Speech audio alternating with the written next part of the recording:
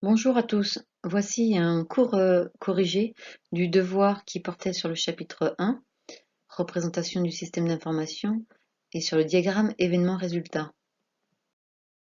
Tout d'abord, pour se corriger du golfe des Channelais, il fallait dans un premier temps trouver les bénéfices de la nouvelle procédure qu'a mis en place le golfe pour ses adhérents.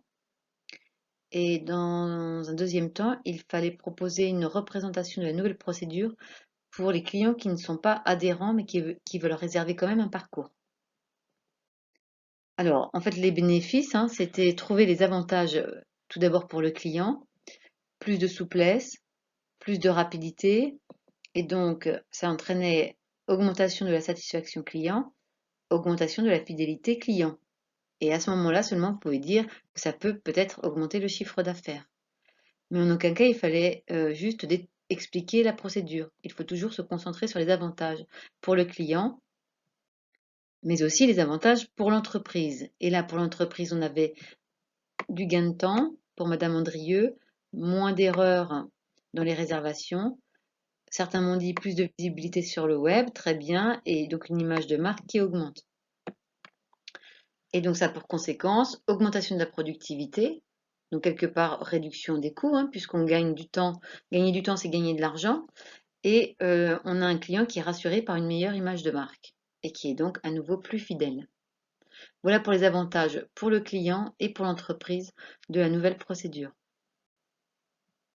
Deuxième travail, faire un diagramme événement-résultat. Et pour cela, il fallait d'abord identifier les différentes étapes.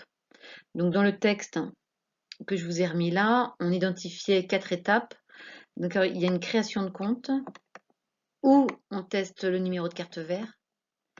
Ensuite, il y avait aussi une phase identification sur le site internet.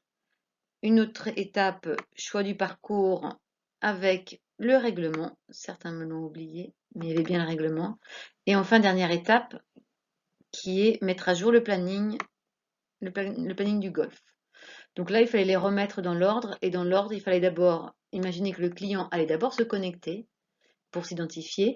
S'il n'a pas de compte, à ce moment-là, il y a une étape de création de compte avec vérification de la carte verte.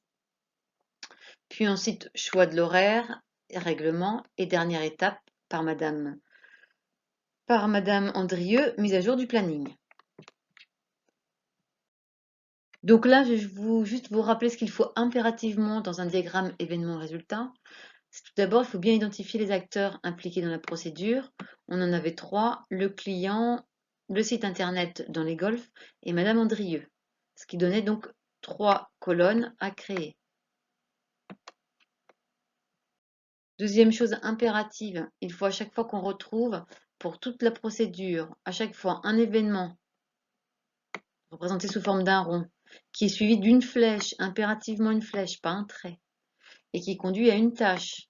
Dans chaque tâche, on va trouver le titre, le détail et s'il y a un ou plusieurs cas à traiter. À nouveau, une flèche qui va conduire à un ou plusieurs résultats s'il y a plusieurs cas à traiter.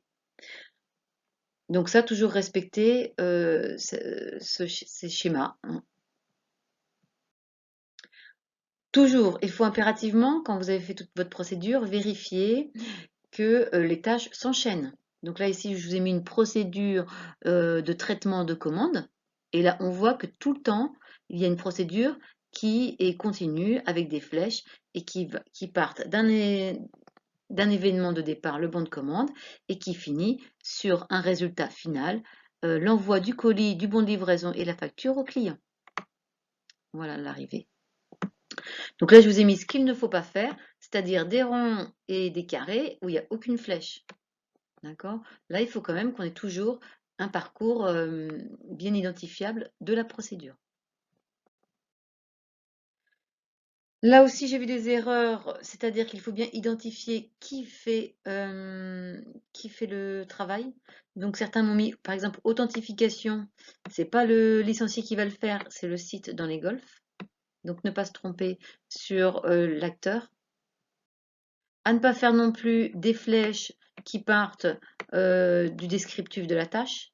Les flèches doivent partir des différents cas, toujours où là, il y avait là dans ce cas-là, il y avait refus ou accord. Donc les flèches, elles partent bien de la dernière case.